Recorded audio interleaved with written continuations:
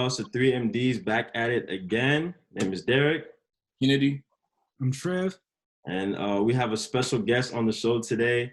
One of my very close friends, somebody I consider my brother, man. We've been to high school together, college, and now we're here, So his name is Kio. And the whole purpose of this interview today, he's going to give you guys a great perspective on what it is to be a Caribbean medical student. As you guys know, we are, your quote unquote regular medical students in the United States, but I really feel like having a perspective of somebody who's been there and is currently going through it will really do you guys well. So once again, this is my brother. His name is Kio, and we're going to start off. So Kio, first question, man, just tell our audience why you decided to just get into medicine. What was your motivation? Why did you decide that, I want to become a doctor? Okay, so my story is a little different because of I actually didn't start off trying to be wanted to be a physician. Yeah. So. I went to undergrad. And my major was actually economics. So at first I didn't know what I wanted to do. I just went to college, and honestly, I was feeling my way through college. My first semester. Right. And it was like after my first semester, I realized, oh, nah, I don't like economics. It was boring for me. In high school, I was actually like, we had something called magnets, so it's like a major, pretty much. And Derek was in the medical magnet, and I was in the law magnet. So I was actually more on the liberal arts side of things. I was very social. I wanted to do a lot of law, and that's why I even did economics, because my father told me to do economics, and it kind of sounded similar to law. But I don't know. Right from high school, even though I was doing law, I always did really well in my science classes, and my mom always pointed that out to me. Like, I used to have science with Derek, but I was still a law major. I took economics, and I did not like it. I called my mom on the phone. I told her I didn't like it. Yeah. But instead of dropping economics, I picked up economics and biochemistry at first. Right. Because I was trying to please my parents. So I was trying to do both, but I couldn't do that. I hated economics, so I ended up dropping that, and I started doing biochemistry. I did have interest in medicine, but it was always an option at first. It was at that point that medicine pretty much became my only focus. Like when I realized oh no, I don't have interest in anything else but the human body pretty much, and physiology and anatomy, and honestly, I've always been the kind of person who wanted to help people as well. I'm the kind of individual who tries to stick out for people, who tries to, I'll be the person doing the CPR if something happened. I was always that kind of person. I volunteered a lot as well, so I definitely felt like I saw myself becoming a physician. And I was also doing a step option by the time I got to undergrad. After I realized that I didn't like economics, it was medicine. And actually, I'm happy I made that decision at this point. Right. Right. Awesome. So, hey, bro, thanks for elaborating on that. And can you just quickly elaborate on how your experience was post grad? What were some things that you did post grad to eventually, okay, now I'm here. I'm on an island. I'm in school on an island. What was the course leading up to that post grad? Okay, so even while you were in undergrad, from undergrad up until you got into the Caribbean. Okay. Yes. So I'll be honest with you guys. Why the Caribbean too? Okay. Got it. All right. So yeah, I'll be honest with you guys off rip. I wasn't the best student in undergrad. Okay. I would say, but everybody has a different path. That's what I would say, right? And everybody learns differently. I wasn't a student, and I think it was because coming up, I'm growing up in a Nigerian family. I was always on top of it. High school, top 10, always on top of stuff, right? And I felt like I wanted to first thing I wanted to go away. I wanted to go away, and I made sure I went to like as far away as I could go. I went to Plattsburgh. Like that's 35 to 45 minutes away from Montreal. That's how far away I went from New York City, pretty much where my family lives, right? So like I think my mindset going into school wasn't necessarily academic, because I felt like that was going to come naturally to me because I was already doing really good in undergrad. So I thought, okay, I didn't have to do much to do well in undergrad. I mean, in high school, right? I didn't have to do much to do well in high school. So I figured, okay, like college is probably just a continuation of that, right? That was the first mistake I made. The second mistake I made was actually I wouldn't necessarily say they were mistakes, but they were lessons. So like I guess the second thing I did was I was the life of the party. I was like, you want to throw a party, or you want to know where a party's at? I'm that guy. I was that guy. You know, so like that was my undergraduate like story. Like I joined a fraternity, you know, and I wouldn't blame the fraternity though, like, but it just goes to show you like I was I was I was in the middle of everything. I was all over the place. I was all over the place, but at school, right? My first year, I got by studying the day before tests. You know, like procrastinating, the normal stuff, going late to class, not taking notes. You know, looking at the slides the day of the test, maybe in the morning right before, and pray to God. You know, and I was passing too and doing well too. So I was like, oh, wow, okay, I'm getting by. But like, you know, I'll say like by the time I graduated, my GPA was around a 3.2. It was like 3.3, 3.2 though. It was 3.2 something. So what did you do as a result of that? You know, you're here now, you want to get into med school, you're looking at your GPA. What were some things that you did in order to try to kind of like, in a sense, make up for that? Well, yeah, so like, you know, first of all, you know, my GPA, I was able to actually bring it back up, you know, depending on what school you go to. You know, my school policy was if you retake a class and you get a higher grade, it replaces the grade you had before, right? And there was times where, like, I wouldn't lie, there was times where some classes I really didn't even care. I didn't go to. I was that distracted. So like, I literally like towards my junior senior year, my course load was crazy because now I'm trying to. Now I realize, oh, now it's about to end. You know, I'm trying to. Right. You know, right. No, I definitely remember. And yeah, so my course load became really like hectic or heavy or whatever. And then the next thing that happened was then I graduated, right? Graduated with the GPA I had. And then my next option was, I was like, how am I going to do this? So, you know, there's different routes. You could go to the master's program route, you go post-bac route. And, you know, I applied to post-bac program. That's what I did. I applied to Temple, I applied to Drexel, I applied to University of Vermont. I got into Temple and University of Vermont, and I ended up going to University of Vermont's program. The post-bac program had a stipulation, like a deal or whatever, right?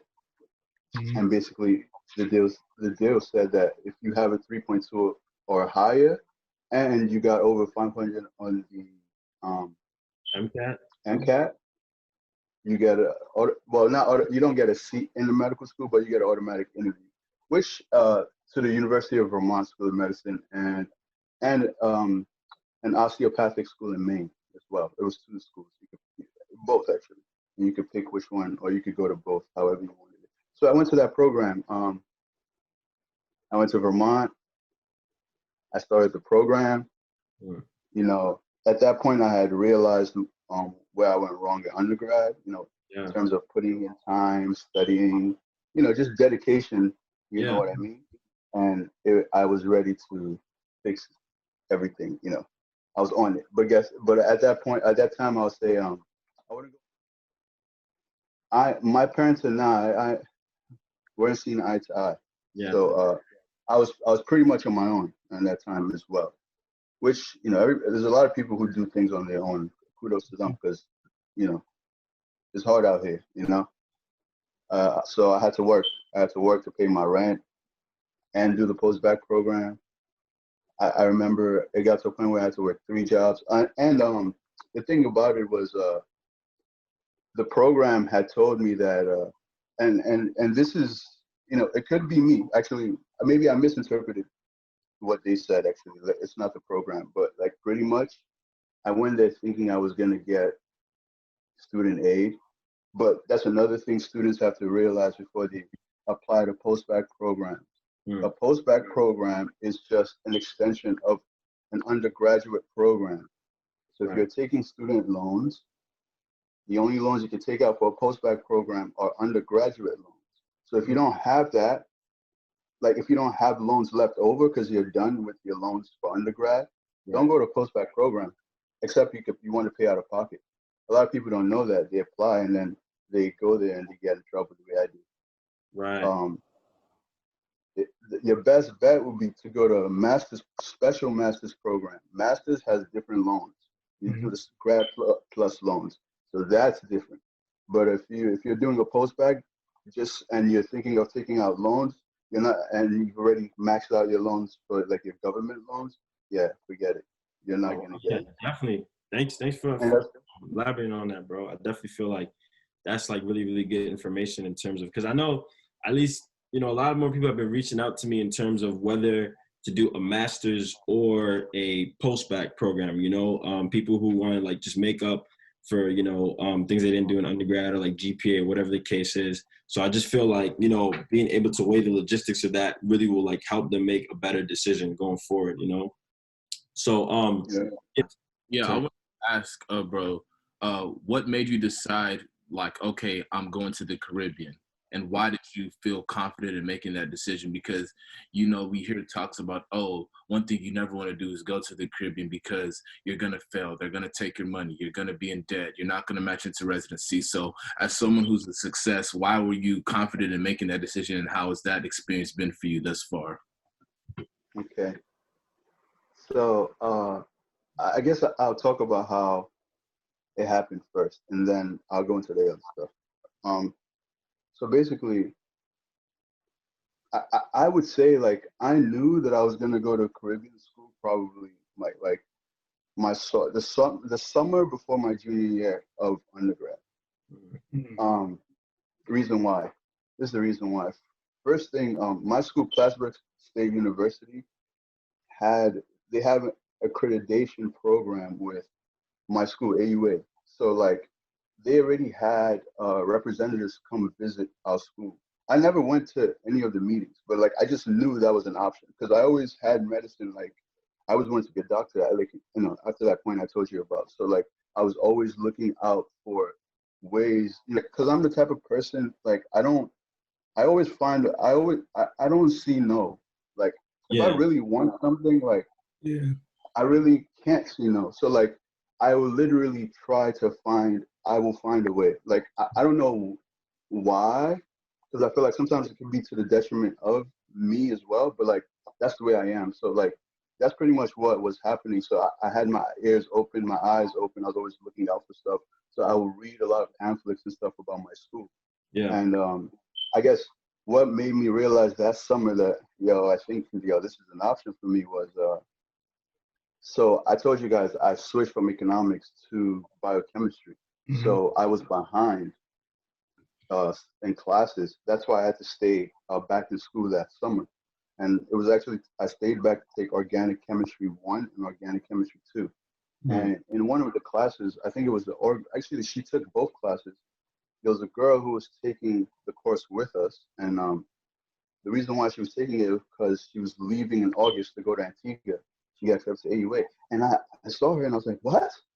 You go to AUA?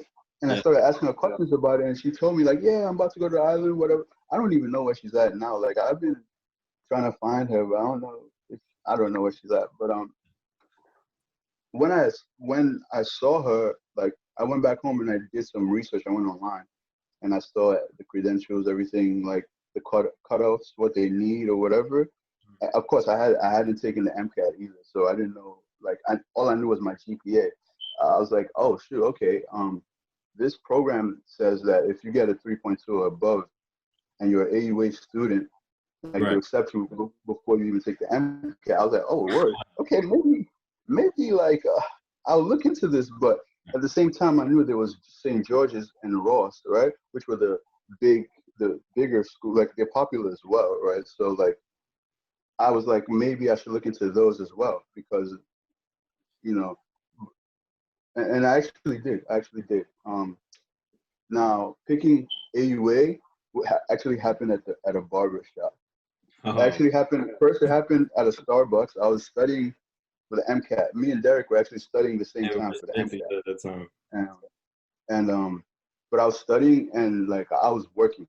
Like after I went to Vermont, let's say for 2 years, whatever I was doing, I had to work because like I did not have an opportunity.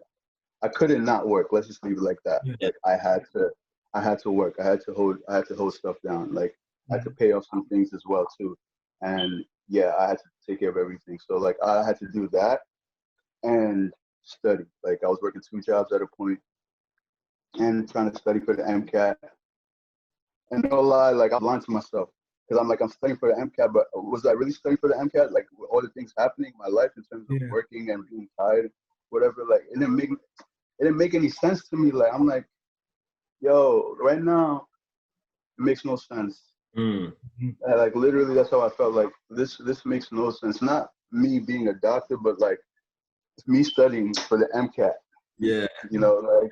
And sorry to interrupt, bro. It's crazy that you touch on that because I remember when we were studying, I think it was a couple weeks into it, and you just dropped the bomb on me. Like we were in the library, it's like, Derek, I'm going to the crib, and I'm just looking at him like, what are you talking about? He literally just dropped it on me. But I really think that was really amazing and in the sense where it was just like you sort of kind of just decided to do that and you just stuck with it and you saw it through, you know? And I think that's really a really good trait that you have in terms of when you decide to put your mind on something, you literally just go ballistic and you just put your head full forward. So let's fast forward, bro. Like now you're in the Caribbean, right? But now just talk about how your experience was when you got to the Caribbean. Like give us the nitty-gritty. What were things that you went through? Hold on, though. Let me just say that, like, the reason why I ended up picking the Caribbean. So cut out this part from the part where you're talking, right? Yeah. The reason why it's about to end. The reason why I ended up picking the Caribbean was because I was studying at different places, and I came across 3 to 4 different people who were medical doctors or who had siblings who were medical doctors who went to various schools, and 2 of them went to AUA. So at that point, I was like, I'm done. I'm out. Like I don't care. I don't care the stats. I don't care whatever. If there's even one person coming out there, I'm out. And the person told me like his brother was an anesthesiologist. So I was like, okay, so I'm out. I'll figure it out when I get there. Like, which was kind of, in retrospect, was kind of crazy because when I got there, I was like, wow, but like, yeah. And then, about loans or nothing. You just said, that's real though. That is real. That is real for sure. That is like, I didn't apply to no American school. I didn't even apply to. Yeah. Yeah, I didn't apply. Matter of fact, I took the MCAT a week before I left. Oh wow! So they accepted you before you took the MCAT. Did you take the MCAT before applying, before going? Oh yeah, I took it before I went. A week before I left. So, but did your score or anything matter, or they just needed something on file? Okay, that's what I'm trying to get at. Okay, cool. So it's just. But the thing about it is, I'll touch on it like as we keep going. But like, I feel like. Speak. Say it, bro. I feel like it kind of, all right, maybe I should speak for myself, right? But I'll say for myself and like a lot of students like me that went to my school, it didn't, like, it kind of didn't like, kind of didn't matter. Yeah. What did it? Ultimately, the MCAT score.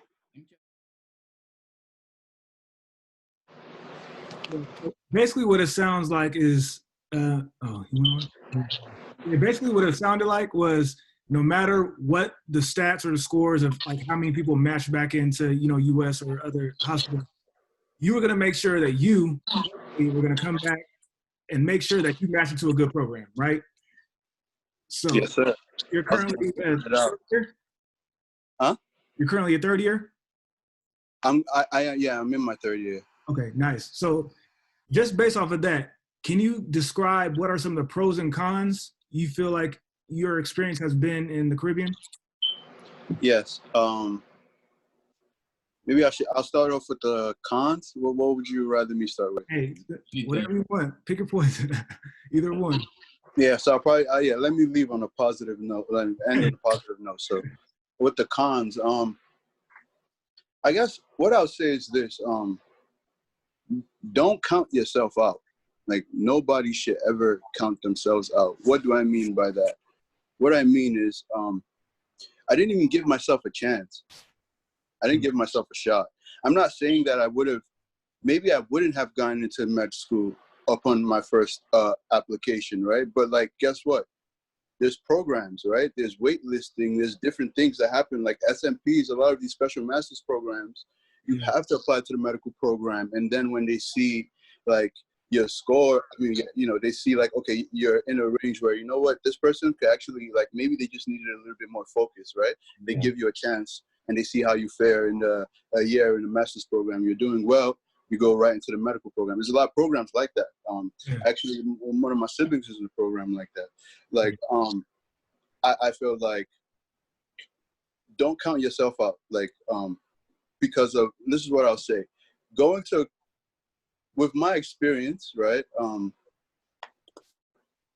I haven't had a terrible experience, a bad experience at all being a Caribbean student. Okay, like I'm actually proud. Like I actually pretty proud of being a Caribbean student. Like I wear it on my back, like you know, because I know the amount of work and the amount of stuff like we have to go through to get to where we're at. You know, so most definitely I embrace being a Caribbean student. But I would say that like for somebody who's looking to go to med school, the Caribbean route should be definitely your last option. Like and when I say that, I'm saying that to say pretty much that should be, you should have exhausted every other option before you go to the Caribbean school.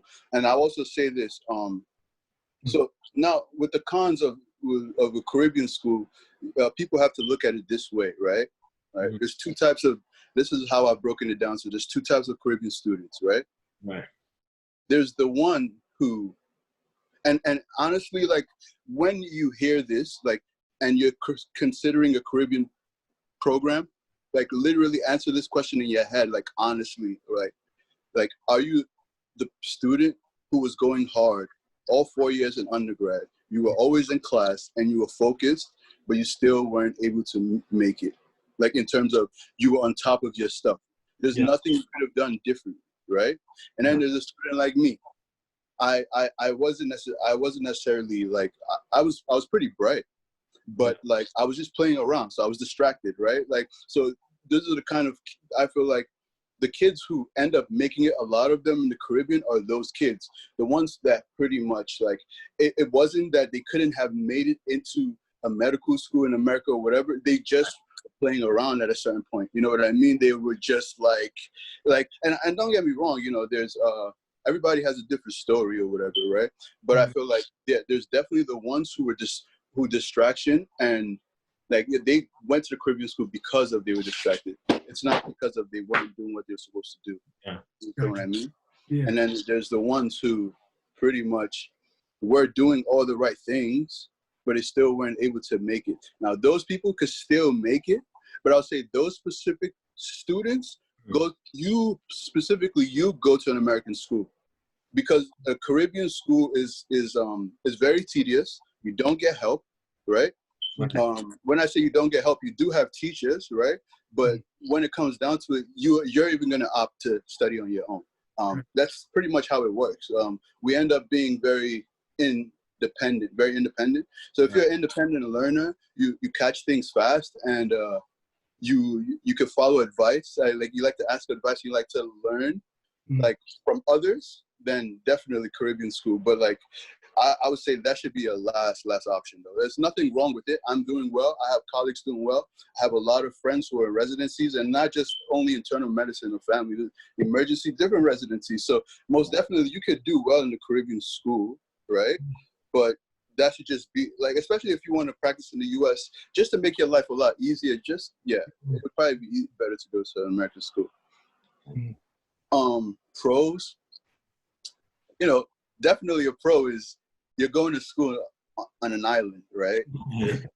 Right. It's like, it's beautiful, like it's idyllic, like you could literally like walk outside. Like my school, like you walk out and maybe like 20 steps, 30 steps, like there's a full-blown beach there. Like, so you could go study, do your Yankees in front of I never really did that though. Like I was like indoors studying. I didn't have any fun. But it's because I was trying to get out of there. Yeah. Right. There's one thing with Caribbean schools that people should also know is repeating is a thing. Repeating is a thing. So like Caribbean schools are for profit. People have to know this, right? And so because of these programs are for profit, right? It's not necessary. Like they have education, right? They're giving you the tools to make it to become a U.S. doctor, right? Now it's up to you to figure it out in terms of studying, in terms of being focused, making your schedule. No advisor is going to be calling you in. You want to see an advisor, you schedule a meeting with the advisor. You see what I'm saying? The advisor is not calling you to, no, it doesn't work like that because of it's for profit. You know what I'm saying? So with that being said, if you have to know these nuances, you have to know how it goes before you go in. You can't just go in blinded. I went in blinded. And I'm not even gonna lie, after my first weekend, I was crying because I was like, what am I doing here, But I was already there and I buckled in. And that's what, I didn't go to no parties because the party's gonna be there, man. It's Caribbean, man. It's lit, it's fun. It's like, there's resorts. You could go to a resort every day, just pay $20. Yeah. And it's a Caribbean, so it's cheap. People just paying, and having fun, but they don't make it, because you could drop out. A lot of people didn't make it too. Like my class, we started off the first year 400, and by the end of the last semester, the fourth semester, like leaving the fourth semester to take step one, it was maybe maximum 15 to 20 of us. Not saying dropped out, but the rest of the class that was still there, it was 150 of us from 400. But they actually left in the fourth semester because we had to take our CBSE, which is the comp MBME. And depending on the score, you get to go back to the US and take step, or you just take one extra semester. It was only maybe maximum 30 of us, and we started with 400. So it just goes to show you, because a lot of students that go there, they're still distracted. Like they're distracted kids, and they get there and they see paradise and they see females and they see males, and it goes awry. You know what I mean? So it's pretty much, it's good and it's bad, but just weigh your options. Right. So just to like summarize on that, so what I'm getting from you is that like pretty much the Caribbean, if you're going there with the same things that sort of kind of held you back, don't expect the Caribbean to save you just because it's I would guess less challenging to get into as compared to the American school. You're gonna have to make a lot of adjustments, and given that it's actually a little bit more cutthroat out there because you're working with less resources in a sense, right? And American schools, like, they're more likely to hold our hands in order to make sure that we progress through. There are still some challenges, but it's not as resourceful as pretty much what you're trying to say. But it's harder to get into. Yeah, right. You see what I'm saying? The Caribbean school is easier to get into, but it's harder to finish. Yes, the American school is harder to get into, but it's easier to finish. Right. So yeah, it's gonna be hard to get into it. Maybe not your first try, maybe not your second try. Sometimes it takes the third, but guess what? By the third time, someone's gonna take it. They're gonna be like, "Oh no, this person wants to get into this thing." You know what I mean? Nobody's running a race. A lot of people feel like it's a race. With their peers, with their friends, or whatever. And actually, going to the Caribbean has taught me that it's not a race because our schedule is different from an American student's schedule, even to begin with, right? So. In retrospect, that's the advice I would give people. Definitely, life is not a race. Take your time. Enjoy life as you go too, because it's short. Yeah, that's true. That's true. And crazy. You know, rest in peace to Chadwick Boseman, who just passed away yesterday. You know, definitely want to make the most time that we have. So, do you guys have any other questions going forward? Yeah, bro. I want to ask you. You seem pretty swaggy. Seem like you're hip with the culture and whatnot. So, I know you do medicine. You want to do medicine, yada yada yada. But outside of that, what do you do in your saying to who you are? Yeah. That one more time because it like I don't know. Yeah, okay. I cut off. Yeah. Okay. So I said, like I said, it's obvious that you're from the culture, hip with the culture. There's a little bit of drip going on. Medicine is not anything that's on your mind, right? Of course, with doctors, but there has to be a good balance. So, what do you do in your spare time to keep you level grounded to your roots and to just be true to you? Yeah. Prior to COVID, I was I'm starting. The gym's open again, But I was a gym enthusiast. I know you can't tell right now, but yeah, I like working out.